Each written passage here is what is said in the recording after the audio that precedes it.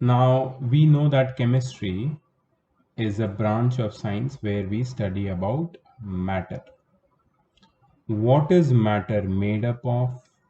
What is its nature, structure, and what changes are observed when it is subjected to different conditions?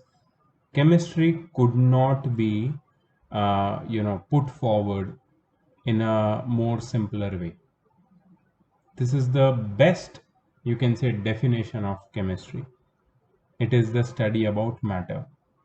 So, chemistry, since it is a study about matter and its nature and its composition and its structure and the different observations which are related to matter when it is subjected to different conditions.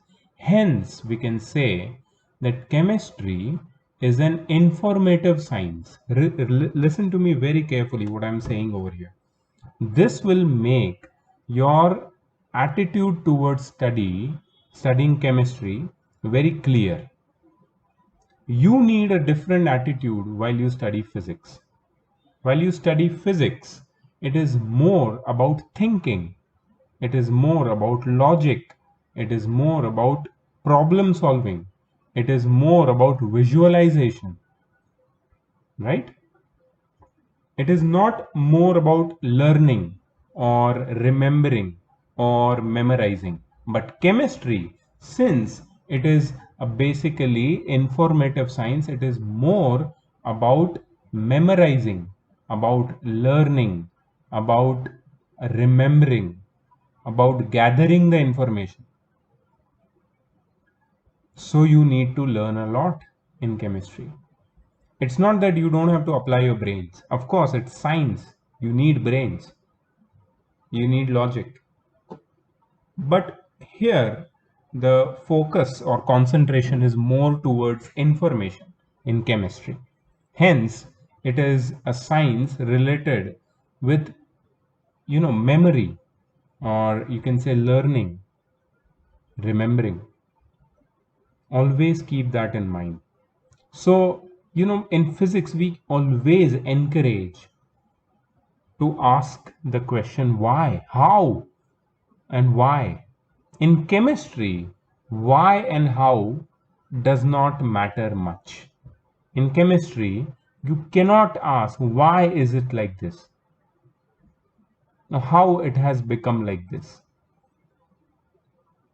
There are instances where you get the answers of why and hows in chemistry, but not always. Mostly in chemistry, it is all about what. What means information, right? So with this idea, I would like to emphasize that in chemistry, stop searching for reason and put your attention towards the information.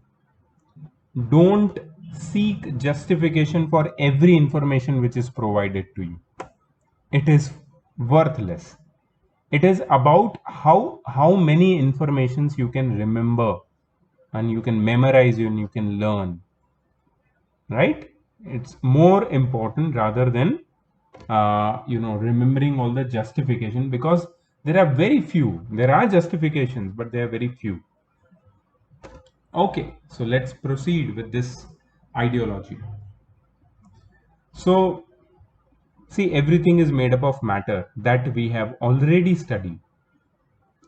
An element is a simple and pure form of matter which cannot be decomposed into simpler substances. So we are more interested in elements over here. All elements are made from atoms, the simplest part, the smallest particle of an element, which represents all the properties of an element. So atom is something of which is pure and which is the simplest or smallest kind of particle which makes up an element.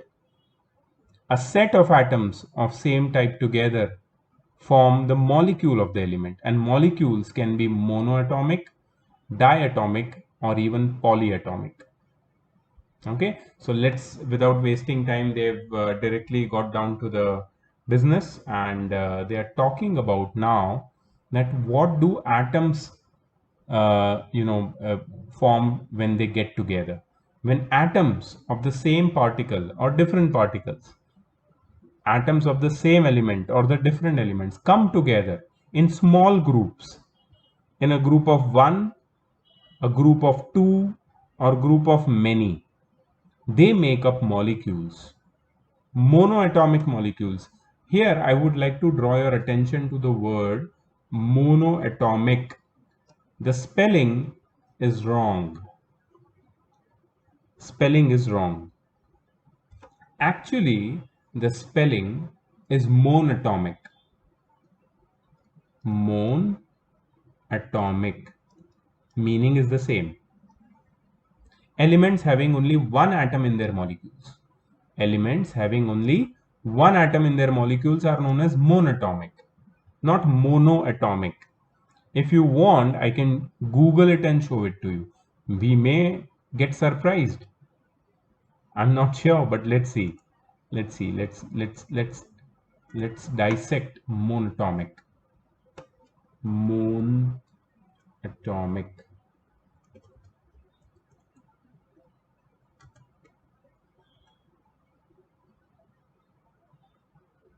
So monatomic is combination of two words. Mono and atomic means single atom. Cool. Monatomic gas. So yeah, monatomic is the correct word. What about monoatomic? See, so Google is asking us, did you mean monatomic? So monoatomic is basically rarely used word. Wikipedia also uses monatomic.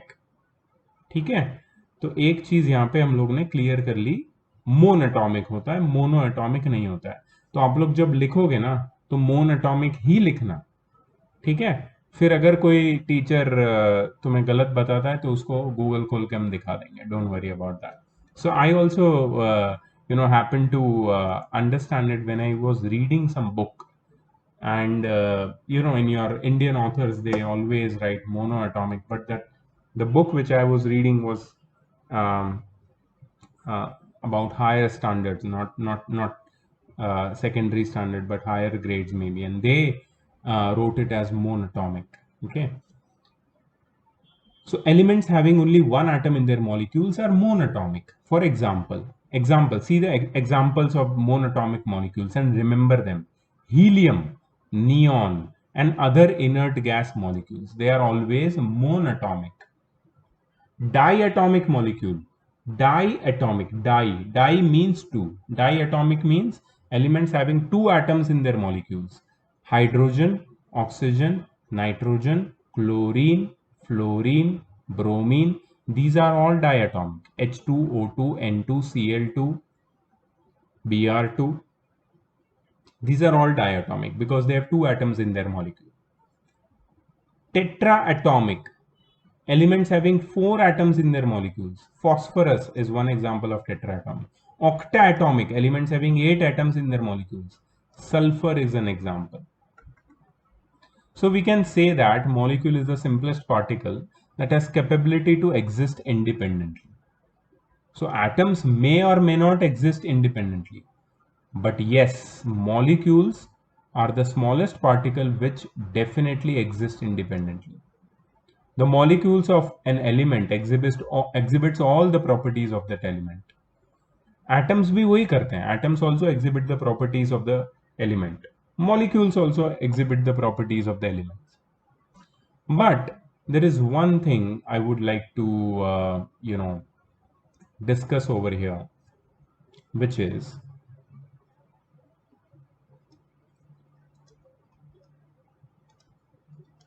elements can have their smallest individually existing particles in the form of atoms or molecules, right? Molecules are monatomic, diatomic, triatomic, tetraatomic, octatomic, polyatomic. Compounds also have their smallest individual particles, but they are always in the form of molecules. The molecules of elements, जो elements के molecules होते हैं, they always contain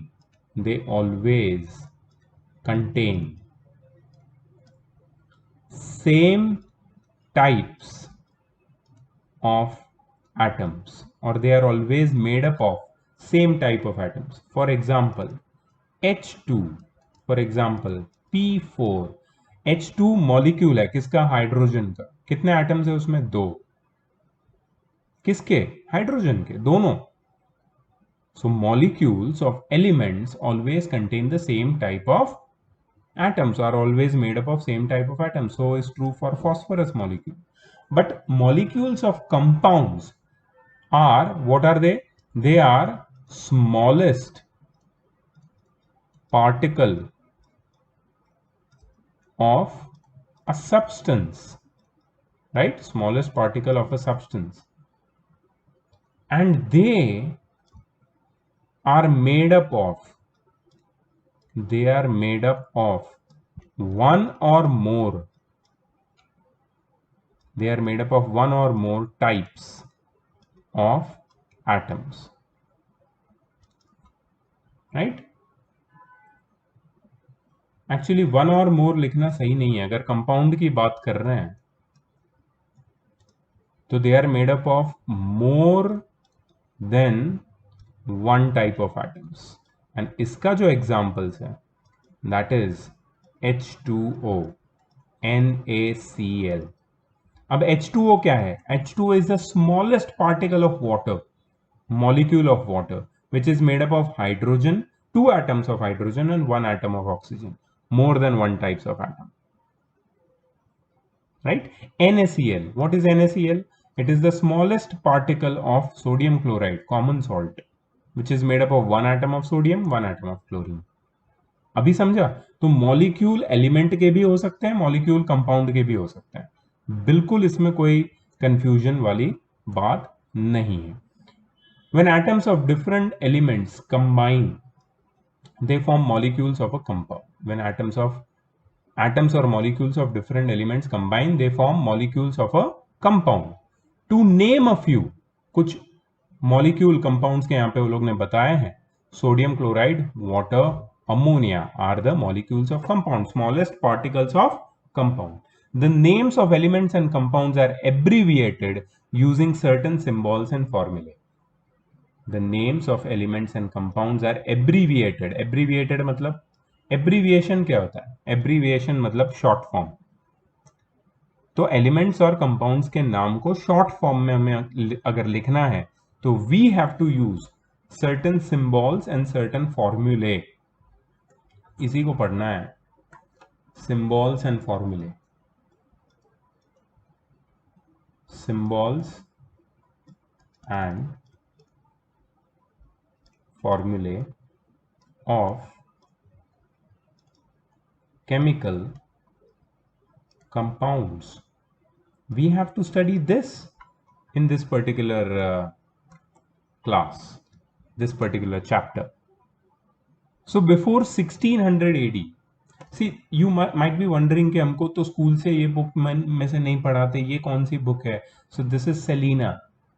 This is I think by far the best book of chemistry, and it is better than your Viraf Dalla. I always prefer Selena. Even for class 10th, I prefer Selena. And many school teachers, they also prefer Selena. Different schools. Why? Because इसमें जो information दी है, that is so accurate and so beautifully described and written that इसको पढ़ के समझ जाता है. Self-explanatory book मैं बोलता हूँ इसको. Why? Because the book is very nicely written. हम देखेंगे, हम पढ़ेंगे, तुम्हें खुद समझ में आएगा. See, the content. If you talk about the content is the same as the book of Viraf Dalal. तो कोई बच्चा अगर कंप्लेन करेगा, सर ये सर मेरे स्कूल में तो ये बुक नहीं पढ़ाते, ये बुक पढ़ाते, कोई फर्क नहीं पड़ता. सेम चीज पढ़ रहे हो तुम ऊपर से अच्छे ज़्यादा डिटेल से पढ़ रहे हो। तो प्लीज़ ये अपने माइंड में मत लाओ कि ओ मेरा बुक अलग है, ये है वो है, कोई फर्क नहीं पड़ता है। जो मैं पढ़ा रहा हूँ वो तुम पढ़ सकते हो बिंदास, बिना किसी हेजिटेशन के, और हमारे सारे इश्यूज जो है इसमें सारे कॉन्सेप्ट्स क्लियर होंगे, ये मेरी गारंटी है। सो बिफोर 1600 AD अल्केमिस्ट, सी केमिस्ट, ये जो केमिस्ट्री जो वर्ड है ना वो थोड़ा सा मॉडर्न है। इससे पहले जो केमिस्ट्स होते थे उनको अल्केमिस्ट बोला जाता था। अल्केमिस्ट जो वर्ड है ना, ब्यूटीफुल वर्ड है। अगर के कोई इंग्लिश लैंग्वेज में पावरफुल है और उसको पता है, अगर उसने बुक्स पढ़ी हैं तो उसको पता होगा कि अल्केमिस्ट वर्ड आया है एक इंग्लिश वर्ड से which is known as alchemy. Alchemy का जो मीनिंग होता है that is transformation. So transformation मतलब चेंज, चेंज का मतलब अल्केमी। अल्केमिस्ट मतलब जो चेंज को, जो ट्रांसफॉर्मेशन को स्टडी करते हैं, या फिर the people who bring about change, they are known as alchemists. यहीं से वर्ड आया केम, या फिर केमिस्ट्री, या फिर chemist who deals in chemistry, alchemist, transformation. ठीक है। सो अल्केमिस्ट ने कुछ सब्सटेंसेस को रिप्रेजेंट करने के लिए दे use different kinds of methods. They use some pictographic symbols. Pictographic symbols किसने यूज किया ये? डाल्टन, सबसे पहले जॉन डाल्टन ने ये यूज किया था। उसने अर्थ को, मतलब बहुत सारे दूसरे साइंटिस्ट ने भी ये यूज किया था कि अर्थ को एक ट्रायंगल से रिप्रेजेंट किया, और क्रेसेंट सिल्वर के लिए उन्होंने एक सिंबल बनाया, और जैसे सर्कल ऑक्सीजन के लिए, circle with a dot hydrogen के लिए। लेकिन तभी जो एलिमेंट्स नोन थे दे वर वेरी वेरी फ्यू, तो ऐसे सिंबल से हमें जब रिप्रेजेंट करना पड़ा एलिमेंट्स को तो ये इजी था, क्योंकि एलिमेंट्स थे गिन के 10, तो 10 सिंबल अलग अलग बना दिए।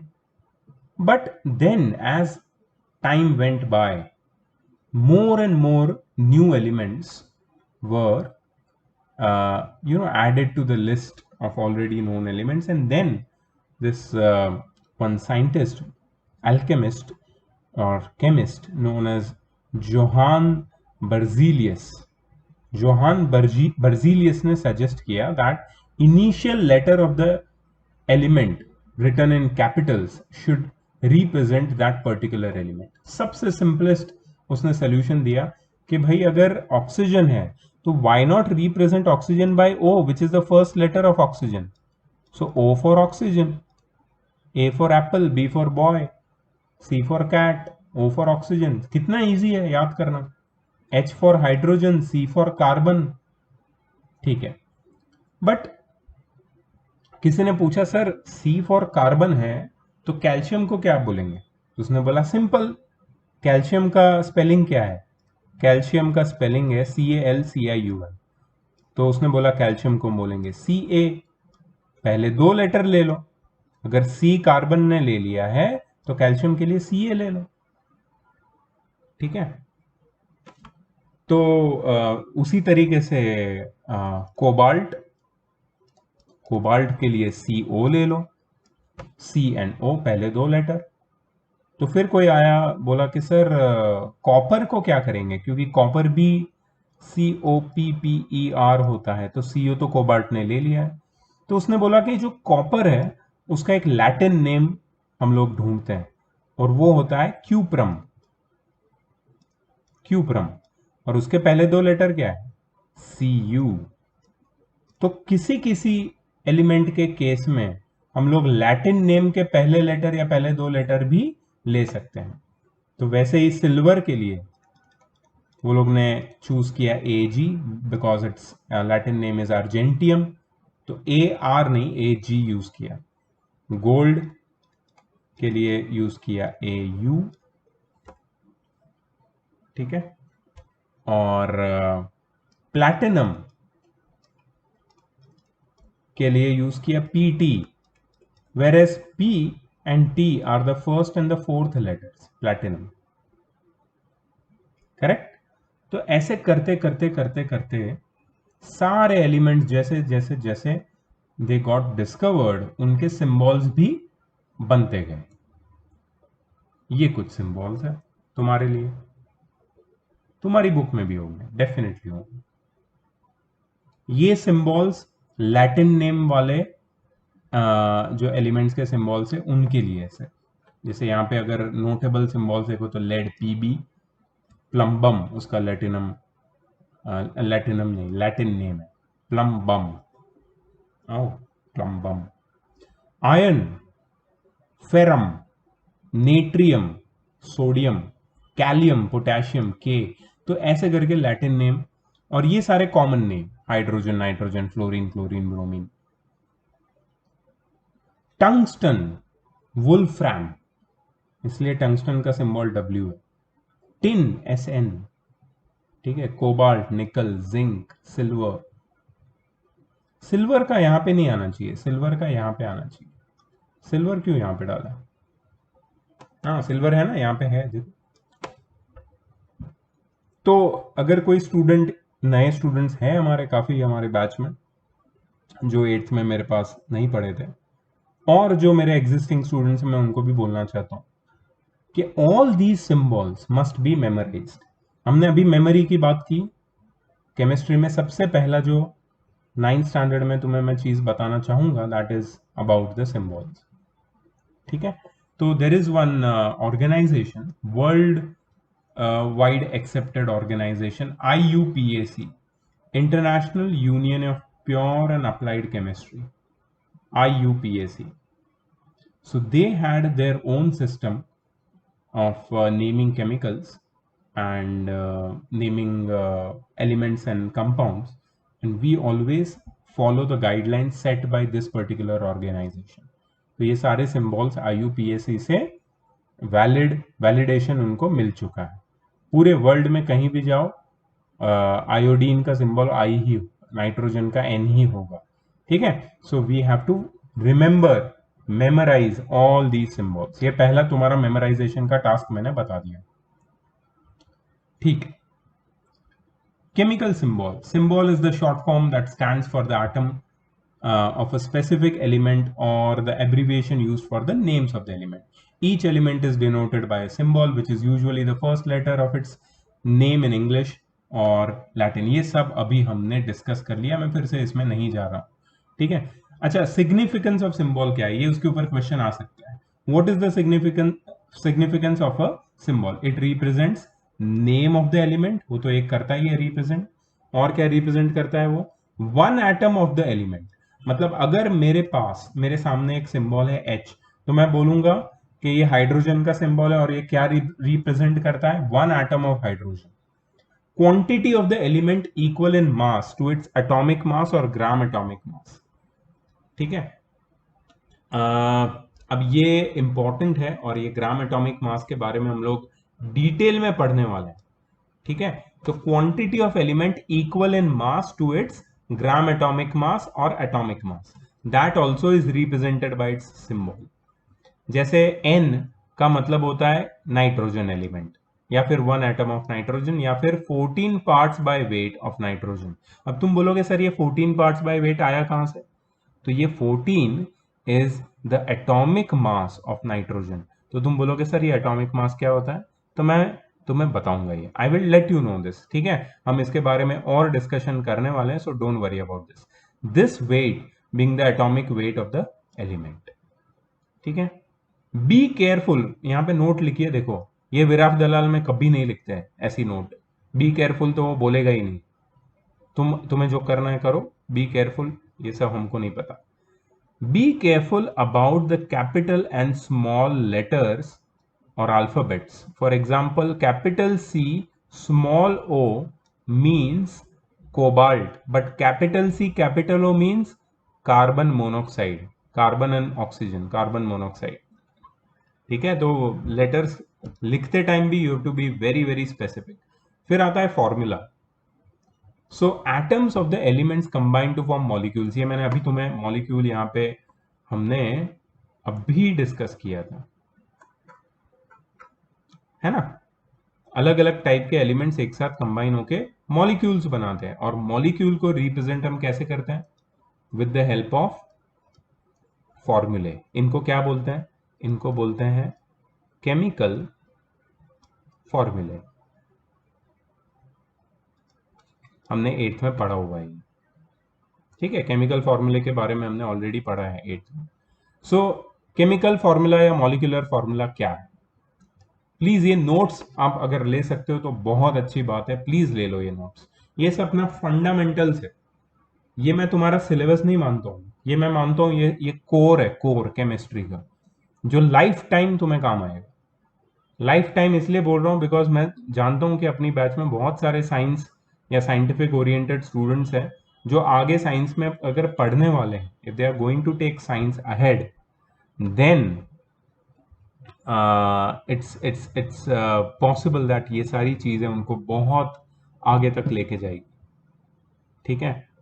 जो लोग का साइंस से कोई लेना देना नहीं है, हाँ उनके लिए शायद ये काम ना आए, लेकिन मुझे लगता है कि these things are once learned in life and remembered for ever, ऐसी चीजें हैं, ठीक है। प्लीज इसको नोट्स ले लो इसकी। The symbolic representation of a molecule is known as formula or molecular formula. A molecular formula is also known as chemical formula. Employs मतलब uses symbols to denote the molecules of an element or of a compound. तो molecule में एक से ज्यादा atom हो सकते हैं। अभी हमने देखा H2O, 3 एटम, 2 हाइड्रोजन के और 1 ऑक्सीजन का। मॉलिक्यूल्स ऑफ एलिमेंट भी होते हैं, ठीक है, जैसे H2, O2, N2, Cl2, Br2, I2, इसमें भी एक से ज्यादा एटम्स है। And in case of compound क्या होता है? डिफरेंट एटम्स, कंपाउंड के केस में different atoms United in certain fixed ratio is represented by placing symbols of the elements present in it side by side, indicating their numbers written in subscript. मतलब क्या क्या करना है हमको? देखो, compound के केस में जो एटम्स है वो फिक्स्ड रेशियो में एक दूसरे के साथ कंबाइन करते हैं। मैं यहां पे एक एग्जांपल के साथ तुम्हें एक्सप्लेन करना चाहूंगा। I will take example of water. What is water? Water is a compound. It's a chemical compound. What is it made up of?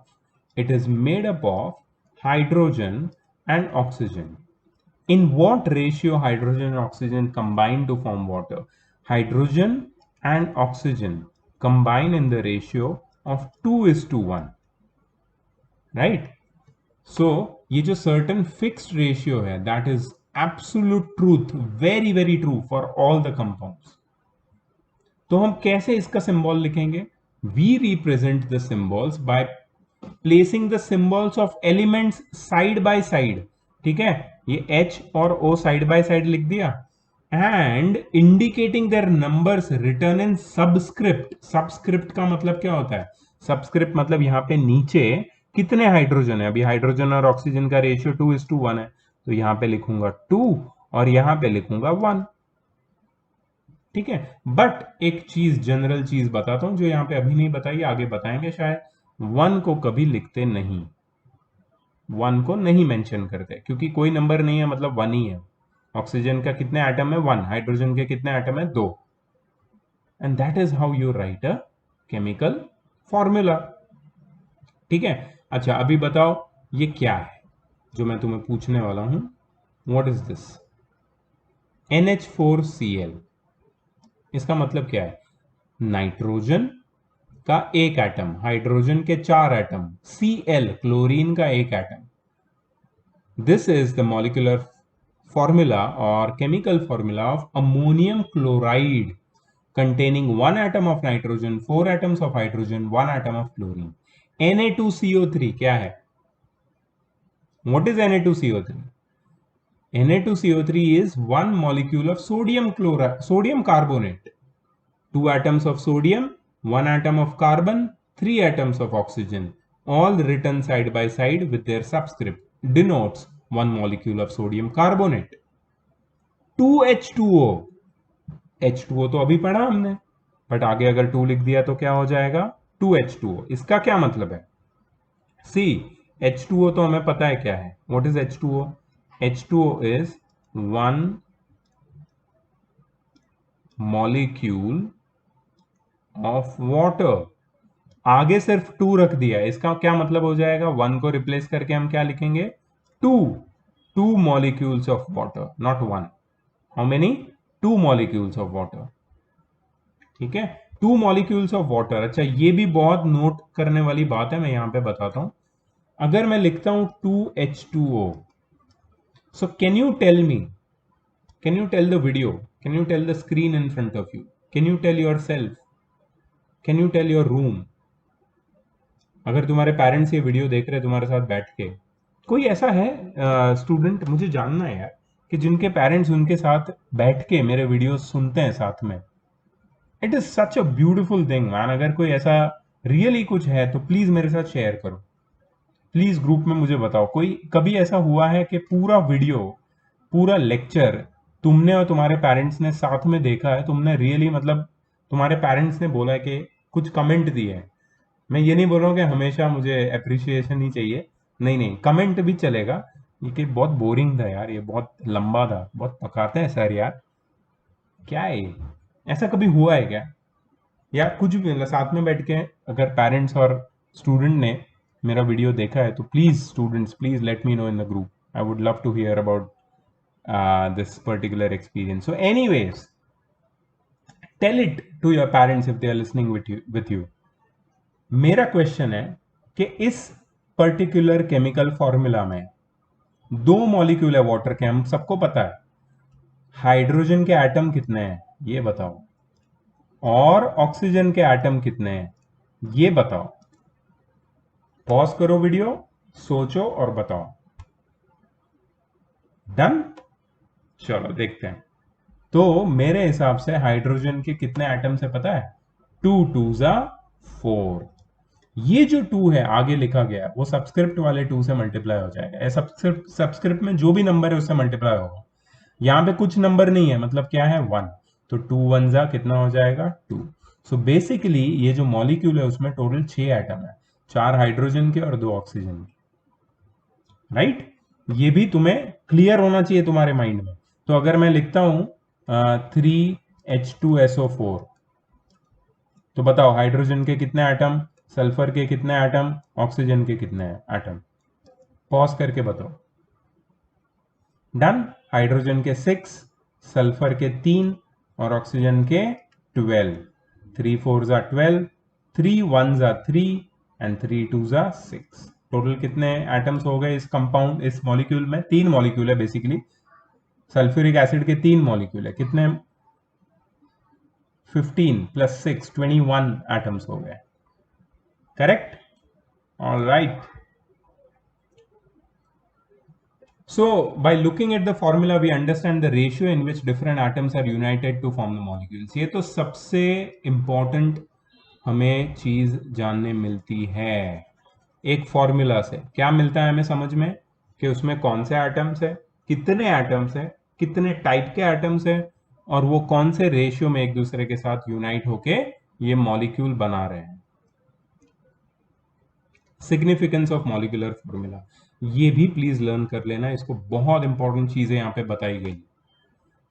Again I am telling you, ये कोई चैप्टर नहीं है, ये पूरा का पूरा एक कॉन्सेप्ट है केमिस्ट्री का जो अभी तुम्हारा क्लियर हो रहा है. तो बहुत ध्यान से सुनना और समझना है इसको. So molecular formula of a compound has quantitative significance. Quantitative, quantitative का मतलब क्या होता है? क्वांटिटेटिव मतलब related with quantity.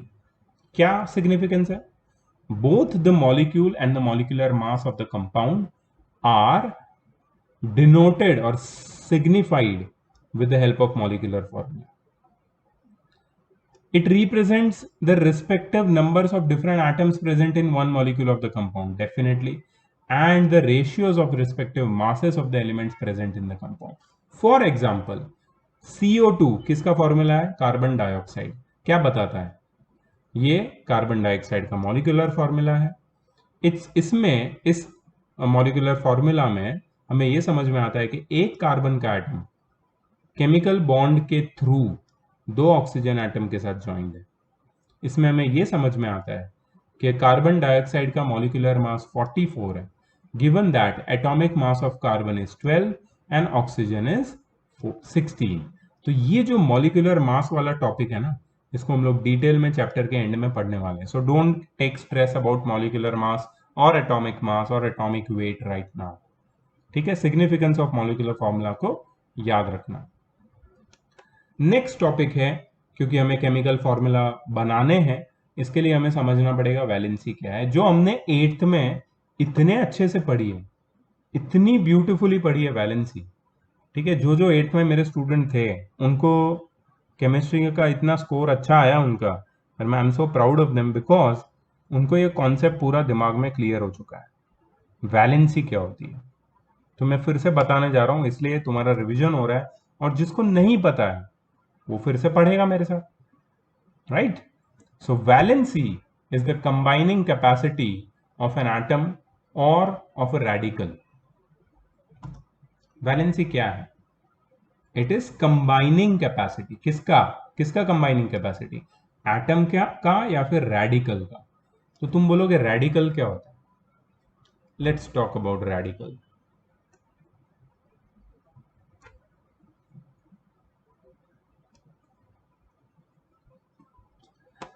So matter sometimes exist in the form of atoms, but atoms are generally not stable.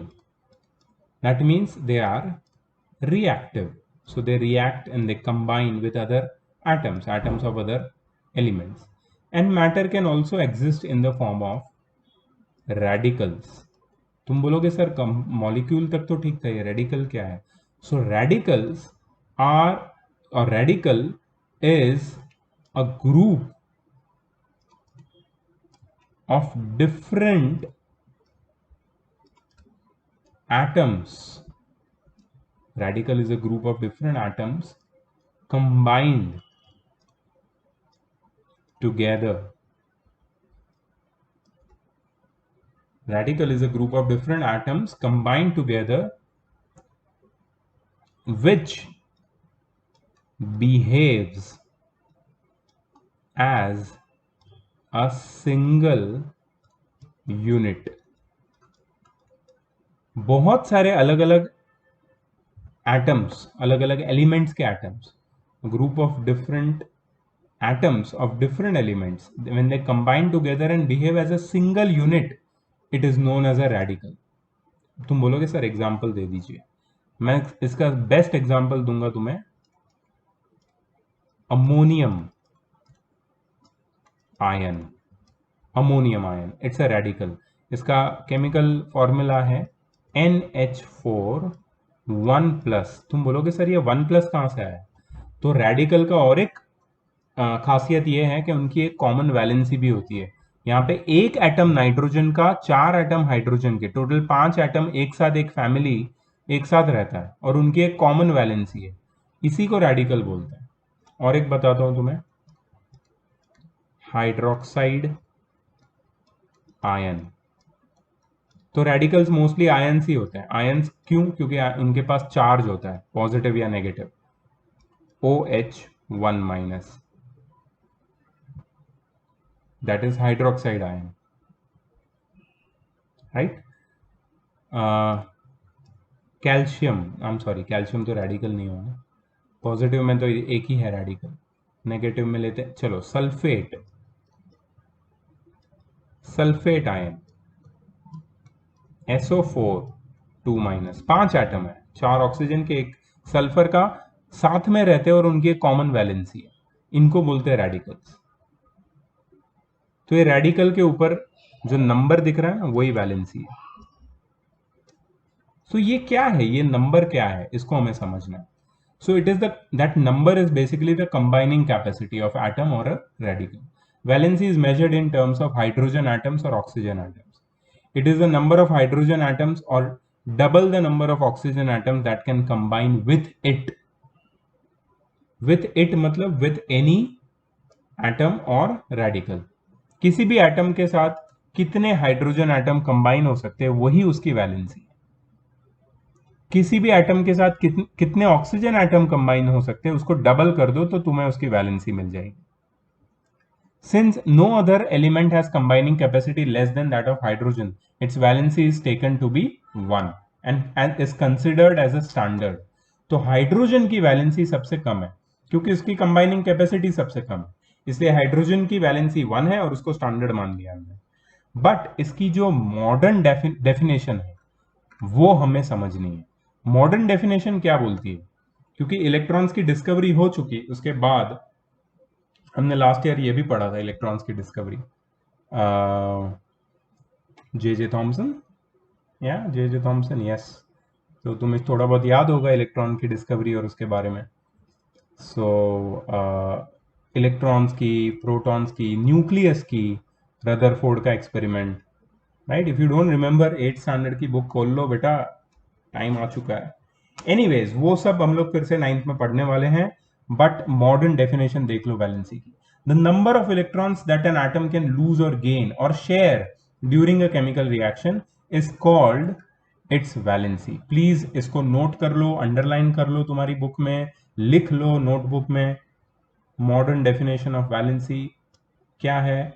The number of electrons that an atom can lose, gain or share during a chemical reaction is called its valency. For details refer to the chapter atomic structure. हम आगे बहुत detail में पढ़ने वाले हैं इसको.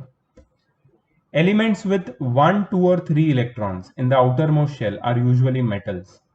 देखो metals के outermost shell में 1, 2 या 3 electrons होते हैं. अगर तुम्हें metal का structure याद है 8th standard में बताया था मैंने, तो तुम्हें पता होगा. तुम्हें याद है कि इसको क्या बोलते हैं? Do you remember what is this? This is known as electronic configuration. Electronic configuration में अगर तुम देखोगे जो लास्ट नंबर दिख रहा है, that is the number of electrons present in the valence shell. Valence shell मतलब आउटर मोस्ट शेल. और मेटल्स जैसे कि सोडियम, मैग्नीशियम, एल्यूमिनियम, कैल्शियम, इन सब के आउटर मोस्ट शेल में 1, 2 या 3 इलेक्ट्रॉन्स होते हैं. So what do these metals do? These metals can easily donate these outermost electrons present in the outermost shell and can achieve stability. They can attain or achieve stable electronic configuration by donating 1, 2 or 3 electrons present in their outermost shell. जब भी sodium या magnesium या aluminium या वैसे कोई atom, metal के atoms एक electron donate कर देते हैं तो उनका जो इलेक्ट्रॉनिक कॉन्फ़िगरेशन है वो ऐसा हो जाता है. और this is you can say stable electronic configuration. 2,8 outer most shell completely filled है. आउटर मोस्ट शेल में 8 इलेक्ट्रॉन्स है. अगर किसी को लग रहा है कि मैं ऐसे हिब्रू में बात कर रहा हूँ, outer most shell, electronic configuration, ये तुम्हें कुछ नहीं पता, तो इसका मतलब है कि 8th स्टैंडर्ड में शायद तुम सो रहे थे. ठीक है, तो मैं चाहता हूं कि तुम प्लीज या तो 8th की बुक खोल के पढ़ाई करना शुरू करो या तो वेट करो कि मैं कुछ 2-3 महीने बाद 8th में जब ये चैप्टर सिखाऊंगा और उसका वीडियो डालूंगा तब तुम वो वीडियो देख के सीखोगे. सो ये फायदा होता है क्लास में सोने का कि तुम्हें कुछ पता ही नहीं है क्या चल रहा है, या फिर भुलक्कड़ होने का फायदा है ये, तुम भूल गए हो, सब पढ़ाया हुआ भूल गए.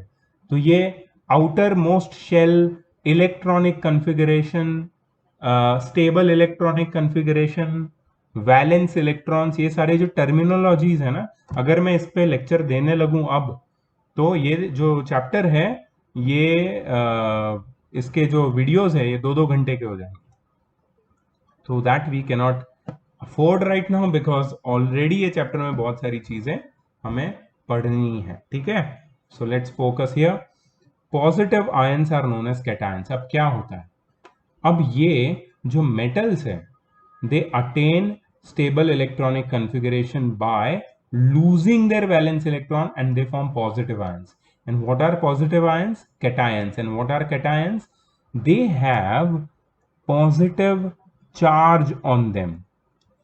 Now the question is why do they have positive charge. आओ इसको समझ लेते हैं, याद कर लेते हैं थोड़ा हमने क्या पढ़ा था। तो let me draw one sodium atom. ये सोडियम की न्यूक्लियस है, ठीक है। ये उसका फर्स्ट शेल है, ये उसका सेकंड शेल है,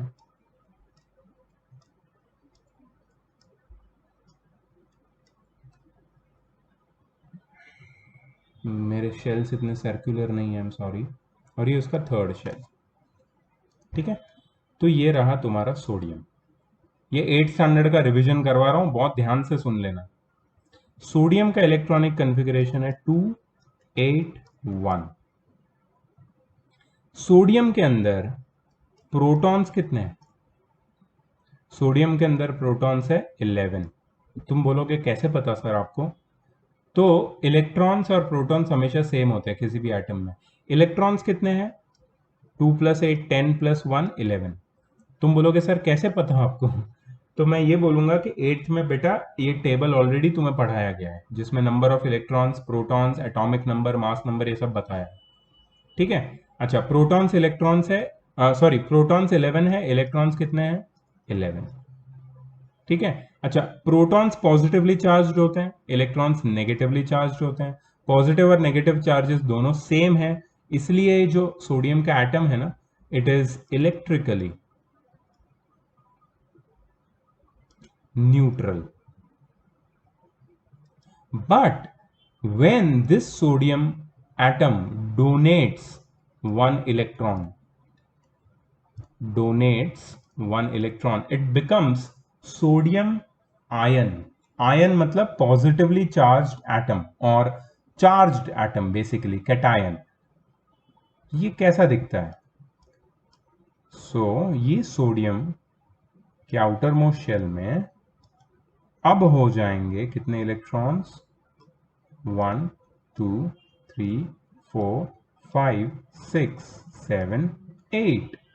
सोडियम इलेक्ट्रॉनिक कॉन्फ़िगरेशन अब हो गया 2,8। पहले क्या था? 2,8,1, लेकिन अब एक इलेक्ट्रॉन उसने डोनेट करके अब बन गया है वो Na। अच्छा, प्रोटॉन्स कितने इसमें? प्रोटॉन्स तो होते हैं न्यूक्लियस में, राइट। न्यूक्लियस में तो 11 प्रोटॉन्स ही हैं, क्योंकि उसमें तो कोई चेंज नहीं आया। इलेक्ट्रॉन्स कितने हो गए? 2 + 8 10। बताओ कौन ज्यादा है? इलेक्ट्रॉन ज्यादा है, प्रोटॉन ज्यादा है? Of course protons. So that's why sodium has become positively charged. Sodium has become positively charge. तो सोडियम का जो वैलेंसी है वो हो गया है +1+, या फिर सिर्फ प्लस लिखोगे तो भी चलेगा, इसलिए ये चार्ज आ गया इसके ऊपर। क्यों? क्योंकि उसमें प्रोटॉन्स और इलेक्ट्रॉन्स में डिफरेंस आ गया। क्यों? क्योंकि एक इलेक्ट्रॉन डोनेट हो गया, करेक्ट। वैसे ही मैग्नीशियम के ऊपर 2+ चार्ज है, क्योंकि वो 2 इलेक्ट्रॉन डोनेट करता है।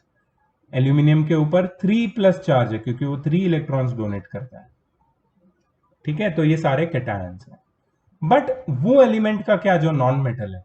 नॉन मेटल के आउटर मोस्ट शेल में 5 6 7 इलेक्ट्रॉन्स होते हैं।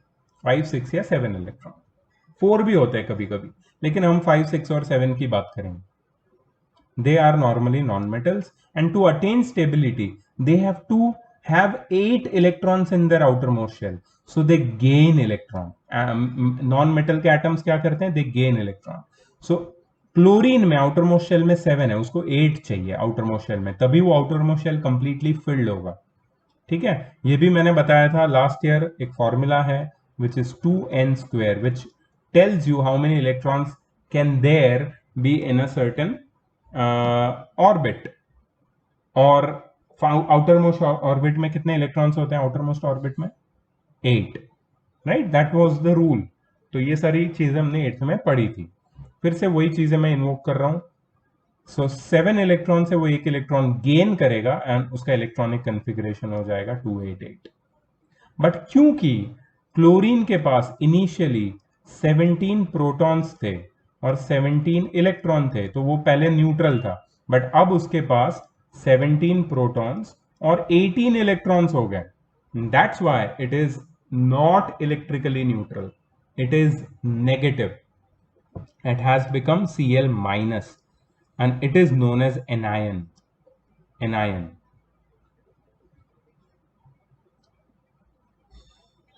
देखो यहाँ पे एक और चीज लिखी है, out of the elements that have 4 electrons in the outermost shell, carbon is non metal but silicon and germanium are metalloids and the rest are metals.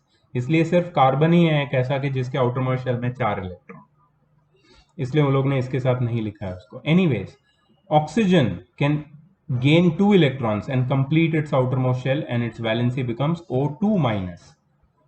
Nitrogen has 5 electrons in its outermost shell and it will gain 3 electrons to complete its outermost shell and to achieve stable electronic configuration and its valency will become N3 minus. ठीक है. So valency क्या है, अब उसका नया definition हम ready है पढ़ने के लिए. The valency of an element or of a radical is the number of hydrogen atoms that will combine with or displace one atom of that element or radical. जैसे कि क्लोरीन की valency हमने 1 देखी क्योंकि क्लोरीन 1 हाइड्रोजन के साथ combine करता है.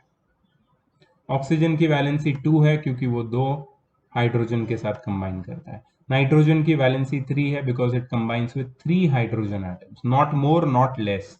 कार्बन की वैलेंसी 4 है because it combines with 4 hydrogen atoms, not more not less. 1 carbon can maximum combine with 4 hydrogen, that's why it's valency is 4. कभी कभी ऐसा होता है कि कुछ एलिमेंट्स होते हैं उनकी वैलेंसी वेरिएबल भी होती है. Certain elements exhibit more than one valency and that is they show variable valency. What is the reason for variable valency? An atom of an element can sometimes lose more electrons than there are present in its valence shell. That is, there is a loss of electrons from the penultimate shell too. Now you must be wondering, what is penultimate? Penultimate word means last but one या फिर second last. Second last बोलते हैं ना हम लोग, last से पहले वाला. तो अगर सेकेंड लास्ट या लास्ट बट वन या पेनल्टीमेट शेल से अगर इलेक्ट्रॉन लॉस होते हैं तो जो वैलेंसी है उस पर्टिकुलर एलिमेंट की वो चेंज हो जाएगी.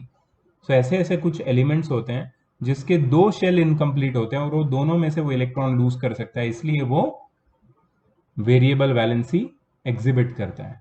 यहां पे कुछ इंपॉर्टेंट इंफॉर्मेशन इसको नोट कर लेना है आपको. If an element exhibits 2 different positive valencies then we use the suffix OUS for the lower valency and IC for higher valency. For example, SnCl2 stannous chloride is written as tin2 chloride. ठीक है. SnCl4 stanic chloride is written as tin4 chloride. तो अभी ये OUS और IC वाला जो system है वो आउटडेटेड हो चुका है. अब हम ये रोमन नंबर्स का यूज करते हैं. अगर वैलेंसी 2 है तो रोमन नंबर 2 डाल देंगे एलिमेंट का नाम लिखने के बाद, टिन के बाद 2 फिर क्लोराइड. फिर टिन की वैलेंसी अगर 4 है तो टिन ब्रैकेट में रोमन लेटर्स में 4 और फिर chloride. Non metals like nitrogen, phosphorus and sulfur also show variable valency. Nitrogen and phosphorus exhibits valency of 3 and 5 while sulfur exhibits a valency of 2, 4 and 6. ठीक है. So these are some examples of variable valency, the compounds and their formulae. ठीक है. These are the new formulae. Iron 2 oxide, Iron 3 oxide, या फिर ferrous oxide या फिर ferric oxide. Cuprous oxide, cupric oxide is basically copper 1 oxide or copper 2 oxide and so on. अब radicals की बात करते हैं. रेडिकल मैंने ऑलरेडी तुम्हें बताया है. रेडिकल क्या है, सीधा डेफिनेशन देखो. अ radical is an atom or group of atoms of the same or of different elements that behaves as a single unit with a positive or negative charge. Radical क्या होता है? It is a group of atom or group of same atoms or of different elements, atoms of different elements which behaves as a single unit with a positive or negative charge.